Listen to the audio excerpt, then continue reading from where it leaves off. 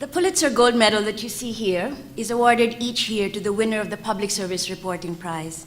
It's given to a distinguished example of meritorious public service by a newspaper or news site through the use of its journalistic resources, which may include editorials, cartoons, photographs, graphics, video, and other online material. The Post and Courier in Charleston, South Carolina, is this year's winner of the Pulitzer Gold Medal for a series of stories on a silent and invisible epidemic, domestic violence. This video, which I'll show, was produced by the Post and Courier, and it summarizes the main findings of that reporting effort.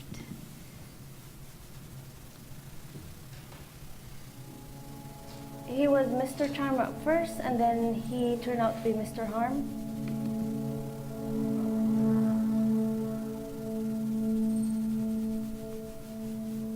Everyone in the community loved him. He had so many friends. He could have had it all.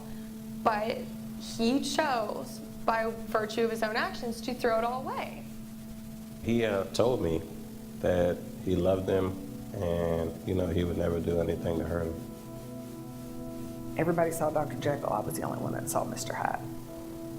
And then a month later, everything started changing.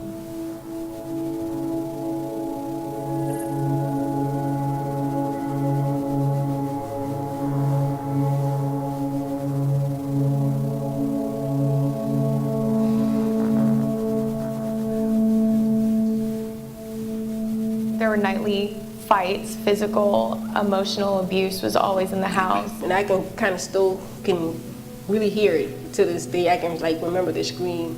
To have to go in there and close out 5 of those caskets, it was just, I just knew that there was no way that this is supposed to happen.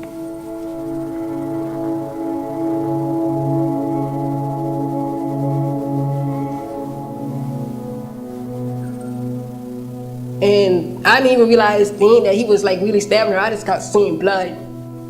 Very, very violent, very, very loud, very, very physical. I was continuously assaulted at least 3 times a night. I was being raped.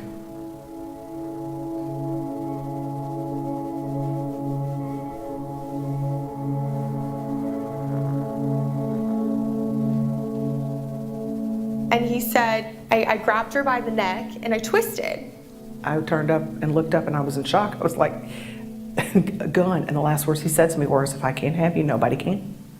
And he pulled the trigger and my head exploded.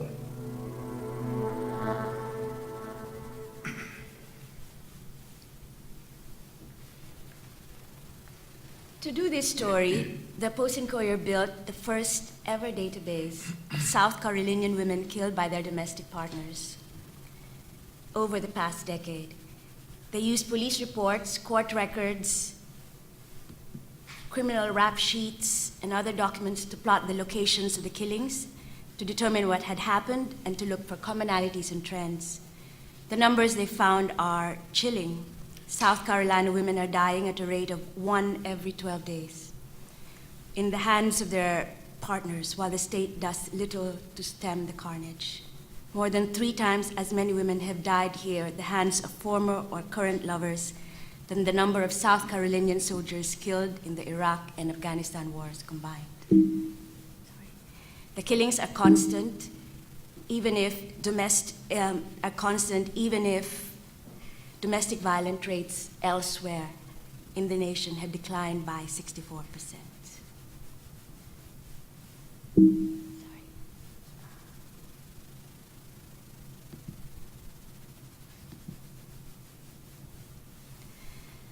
The Post and Courier team interviewed more than 100 victims, counselors, police prosecutors, and judges. The interviews revealed an ingrained multi-generational problem in South Carolina, where abusive behavior is passed down from parents to their children, yet the problem is seldom discussed outside the home until someone is seriously hurt. The Post and Courier team worked to show that domestic violence was not a problem isolated to a particular generation or ethnic group or economic class. They worked to counter misconceptions about why victims stay with their abusers and why batterers brutalize the ones they love.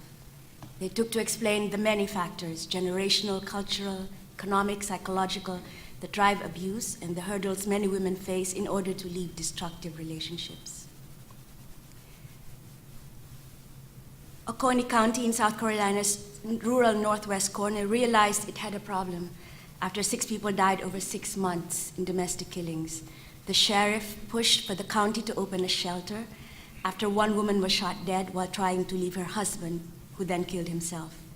She had nowhere to go, but the couple's 24 cats and dogs were taken to the local animal shelter to be fed and housed while waiting for adoption. When asked, most state legislators profess deep concern about domestic violence, yet they maintain a legal system in which a man can earn 5 years in prison for abusing his dog, but a maximum of just 30 days in jail for beating his wife or girlfriend at first offense. The Post and Courier revealed numerous failings, including limited police training, inadequate laws, lack of punishment, insufficient education for judges, a dearth of victim support, and traditional beliefs about the sanctity of marriage that kept victims locked in cycles of abuse. South Carolina is one of the deadliest states in the nation for women at the hands of men since state rankings began 17 years ago. It topped the list 3 times over and never fell from the deadliest 10. This series had dramatic impact. After years of sitting on bills to curb domestic violence, the South Carolina legislature moved quickly to draft comprehensive reforms to the state's domestic violence laws, including tougher penalties and a firearms ban on convicted abusers. The governor pledged support for the gun ban and announced she would form a nationwide task force to work on curbing the state's culture of abuse. The state attorney general also pledged to put more prosecutors in the field to handle domestic violence cases. So congratulations to the Post and Courier team for this excellent series. Let me ask the first question from Glenn Smith, because you're the project's editor. Tell us, how did the project start? I understand this was a, sorry. Yeah, Yes, I understand this was a collaboration with the Center for Investigative Reporting in San Francisco. So tell us about, the inception and the resources that went into this project. Go ahead. I'm sorry. Okay. Yeah. No, it's all I'm right. sorry, we might. Well, Like, basically, get mixed up. Yeah. no, you're fine. Yeah. The Violence Policy Center in D.C. comes out with these annual rankings, and once again, we were number 1, and we decided we'd do the story on this, and it just kept hitting us at like, wow, every year we keep doing this story, and we've never taken a deeper dive. It's domestic violence. It seems like it's this issue that everybody talks about and knows about, but you look at the reporting on it and it's very shallow. You talk to the usual suspects and move on. And that day they had a conference call with the State Domestic Violence Coalition, and they had all these experts at the ready, so I call in, and I was the only one that called in. They invited every media outlet in the state, and I was the only one that called in. And they were like, just completely discouraged. I got off the phone, and Jen, Doug, and a whole bunch of other people in the paper had already been talking about how we can do something more with this, how we can take a deeper dive, bring something new to the table that quantifies this, really gets to the heart of what's going on here. So we formed a team, and we decided to build this big database and look for the commonalities and trends. And part of that process, a few months in, the Center for Investigative Reporting called, and they had some grant money come along. And they said, we have some money to train a newspaper in South Carolina in building databases and working with this stuff. We had this kind of rickety thing that we had put together, and we all had varying levels of Excel knowledge and whatnot. But they flew a couple people in, and they spent a couple intensive days showing us what we were doing wrong, what we could do better, and giving us some pointers. And then they were there for some consultation along the way. And when we got we had early drafts, we went out to San Francisco and spent some time with them there, and they gave us some really great suggestions and some really strong editorial recommendations. And the one day we spent with Mark Katches, who was the director there at the time, and just read the first day's story out loud. And I know I'm one of those people that sits at the computer and, the day talking to myself, trying to get the cadence of the sentence. but to read it out loud in a room, I mean, boy, you really get a sense of when a sentence is awkward. And, you know, a couple things, I remember one that I'd written, and I read it out loud, and everyone in the room was like, do people really talk like that? Well, no, they don't. So we kind of, you know, recalibrated the whole thing, and so they were really strong support mechanisms. So Doug, you put this team together. What do you know, for a project like this, you know, what kind of talent do you need? And what resources do you need? Well, in our newsroom, there's a fairly small pool of people you can really draw on for a fairly large project. Glenn and I happen to be on a projects team, and we had another member on our projects team, but he was away on a sabbatical working on a book. So Glenn and I actually talked at the beginning to figure out what type of team we wanted to put together, whether we wanted to do a team at all, because we weren't quite certain. But I've worked with Jennifer over the years when I was an editor of the Faith and Values section. I love the way she gets into people and can bring them out. So I asked that we put her on the team, and then Glenn thought we probably ought to have a police and court reporter, so we brought a police and court reporter into the team, and that's how it came together. How long did the team work on this series? 11 months. 11 months, a team of 4 from people. beginning to publication. Yeah. Was this one of the most ambitious projects the Post and Courier has Among done? them, yes. Yeah. Jennifer, you were the one interviewing the women for the most part. I was Right. one. We all Yeah. pitched into that. So you interviewed the women, you named them, we saw their faces in the video. How difficult was it to get women to talk openly and to be, you know, to have their names and their stories put out there for the world to see? No, I don't actually think it was all that difficult, because one of the things that I think we all discovered was that you're talking about a group of people who have for so long not had a voice. They've been controlled by their husbands, boyfriends, whoever their abusers were. They've felt often neglected by the criminal justice system. They've felt as if people didn't believe them. So I think in a lot of ways, when we approached them, it was an opportunity for them to have that voice. I kind of see it as two camps. I think there are the women who are like that, who responded as yes, I want to share my story. I want people to know what is really going on. I want people to know what these relationships really like. I want people to understand why, I stayed in this marriage for 10 years. And then there's, to me, it's sort of another group that are the people more fresh off of the abuse, who take a little bit more time, take a little bit more relationship building. But I think that really, by and large, I'm trying to run through them in my head now, the victims that we profiled most, to me, wanted their stories to be heard. And I think particularly once they realized that they would be part of a project that involved many other victims and survivors, that there was that comfort in numbers.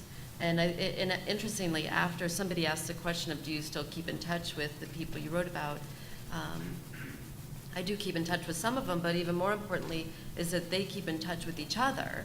And so many of them formed a group that went out and held, I remember that, there was a rally at a Walmart, and they did different events together. And so it was kind of neat to see how they, before, had no connection with each other, because many of them were isolated in their own situations, but then afterward came together and had that support system in place themselves. And that, for me, was really neat to see, because we're in this age of social media, and people are surrounded by this, that, and the other, but these are often, particularly for the women, where they're isolated. And to see them come together, and I think that during the process of interviewing them, we would let them know that this, your story's not going to be hung out there by itself. This is a project that will involve many people.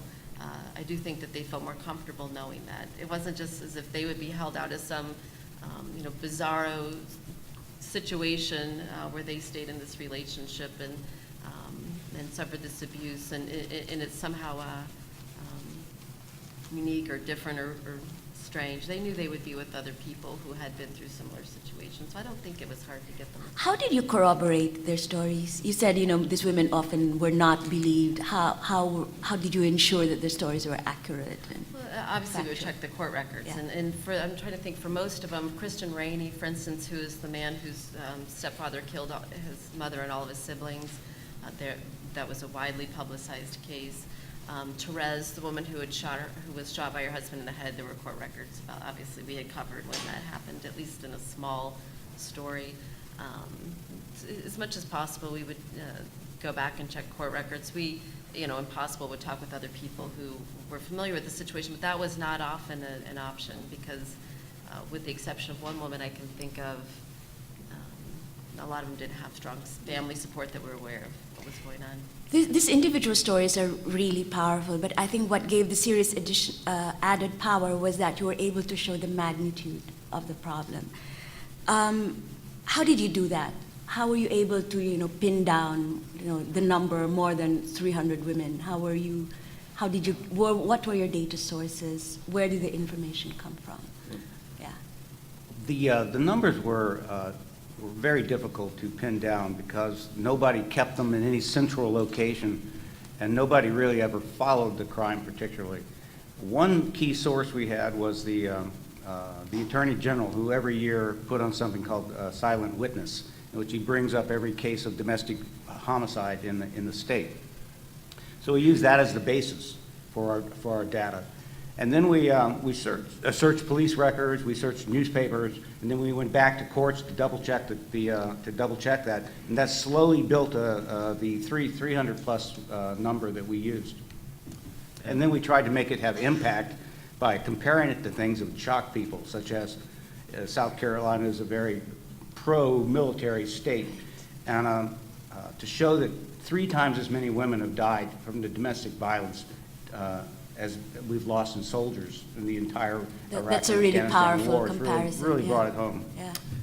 Just to add on that too, and we were talking today, it was almost like a scavenger hunt in some regards, because you're trying to find these things like time of day, month, had the guy been arrested before, had he been convicted, was there anecdotal history of abuse, what was the weapon used, time of year, that sort of thing.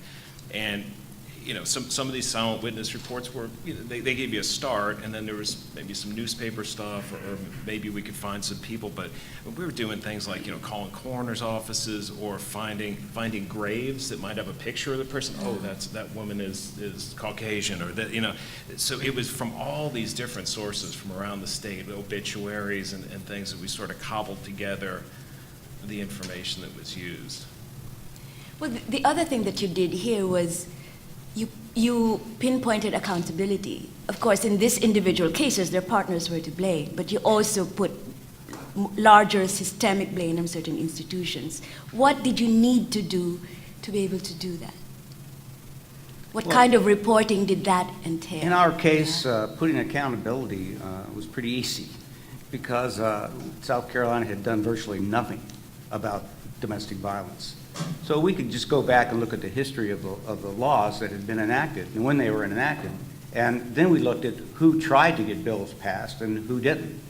And we looked at the immediate year in which we were in at that point. And 12 bills came before the General Assembly that year to combat domestic violence. Only one passed. All the rest died without even coming up in subcommittees.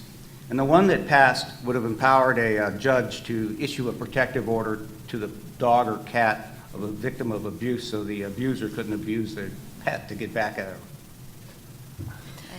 And one thing I might add is that when we were talking about accountability is I think that one thing we tried to do that I think was important was we tried to, on the other hand, take away the opportunity to blame the victims for this, so that when you're talking about who to blame essentially for this problem, we really put an emphasis on covering why women stay in these relationships to help our readers understand that, so that you can't read this series and walk away with, well, why did she stay in that relationship? Why didn't she just leave? Why should I care about this?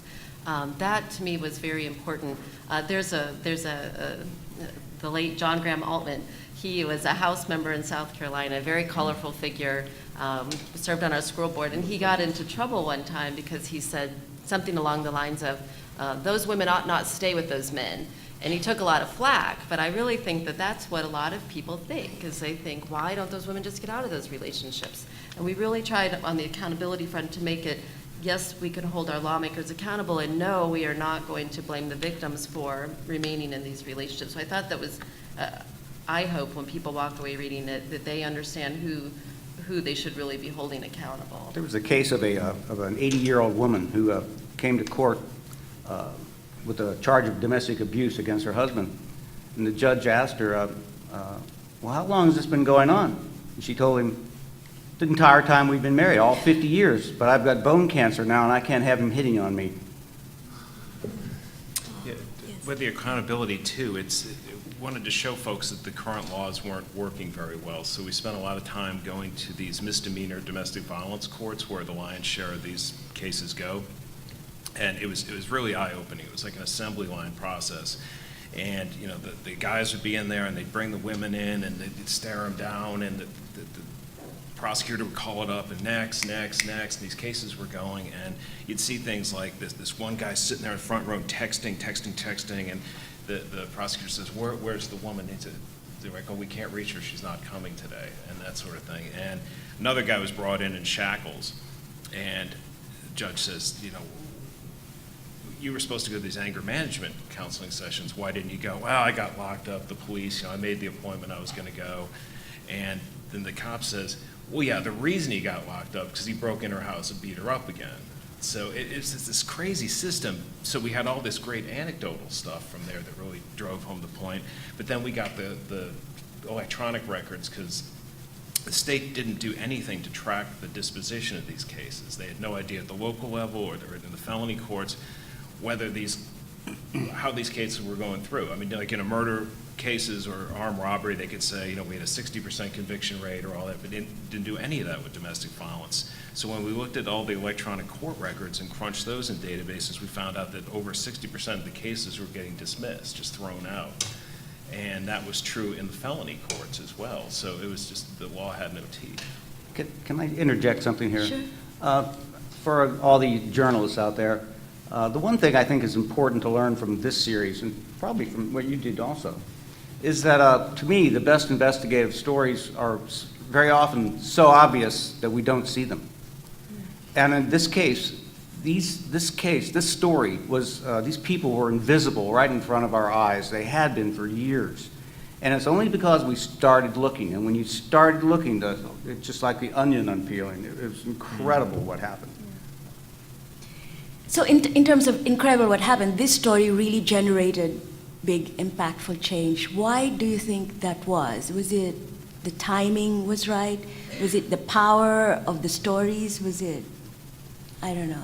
I mean, I think yes and yes. I mean, we were helped out undoubtedly by the fact that there were a number of national stories that broke around the time that our series ran. The Ray Rice, if you'll remember, the Ray Rice video came out after, where so it straddled our series. As I recall, you know, he had gotten in some trouble, kind of minor trouble, but it wasn't until that video surfaced. Well, that video surfaced after our series ran, and then there were some other national stories that broke where people would refer to our series, and that really helped us to keep that in the news. And we did a lot of follow-up stories to keep this out there until our General Assembly met in January. This series ran in August, as I recall. So it's a little bit of shaming the members of the legislature Right. into saying, why haven't you done anything? Right. Yeah. Just so you know, because we were calling them up, the legislators knew what we were working on. Yeah. And they had already started impaneling committees to start trying to redraft the laws. So they impaneled that committee 2 days after our series ran. But I think it's those terms, like we're saying, trying to find ways to use those statistics and present them in a way that drove home the point to people, like the fact that there's an animal shelter in all 46 counties, but there's only 18 shelters for domestic violence victims, Right. that Yeah. the war totals, things like that people can relate to, and they say, well, that just isn't It's right. just, yes, Yeah. exactly. I think it also gave, I think it gave a comfort zone. We were talking about this at lunch today, that it gave a comfort zone, I think, for people who had dealt with this in their families, who, you know, for whatever reason had personal situations. I know after the series ran, you know, one of my neighbors came to me and mentioned that she had been abused by her husband, one of my son's coach's wives, not by the coach, but when she was growing up, her parents. I think that it allowed that conversation to take place. And interestingly, when our legislature was debating the bill that they introduced after our series ran, we have one woman in our state Senate at the time. In the entire state Senate, we had one female legislator, and she stood up and gave this very impassioned speech about her sister being abused and how her sister could have been killed by her husband. Her husband had wound up killing himself. It was a turning point.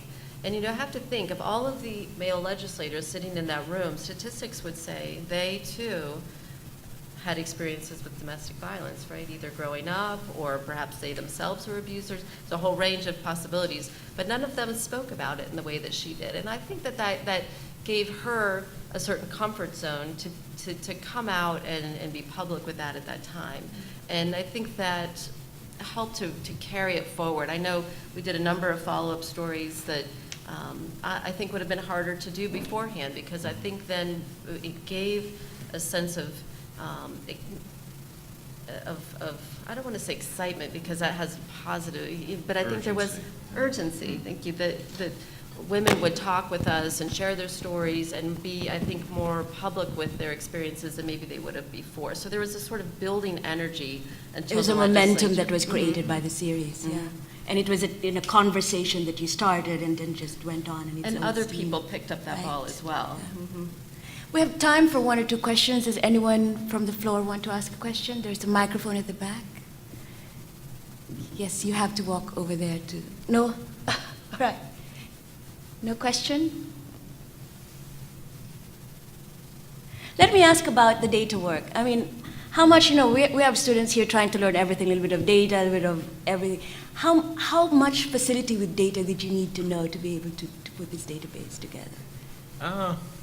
It helped, it definitely helped to have a little extra training, but once you get, it's like anything else, like a language, if the more you use it, the more adept you get at it. I think with a fair amount of training, not a whole lot, you can really use data and to tell all sorts of stories and to build that skeleton of a story that really kind of makes it unimpeachable when you have those statistics. So you built a database with all the 300 names there, name, age, and you chose the fields like race, Yeah, there was ethnicity. like 40, 50 fields. Yeah, it was a little unwieldy at the end. We probably put too much in. Yeah, but you called all that information from disparate sources and put it out there. Were you astounded by what you found? Yeah, I mean, a lot of it. The database in our stories, as Glenn was just saying, it really served as the skeleton for the stories, even though we basically used more of a narrative style in most of the stories, so that we were telling personal stories, but they were totally backed up by the data. If we hadn't had the data, I doubt we would have been anywhere near as powerful as we were. Yeah. Yeah, I agree. Well, thank you very much. You'll have a chance to ask more questions at the end of this panel.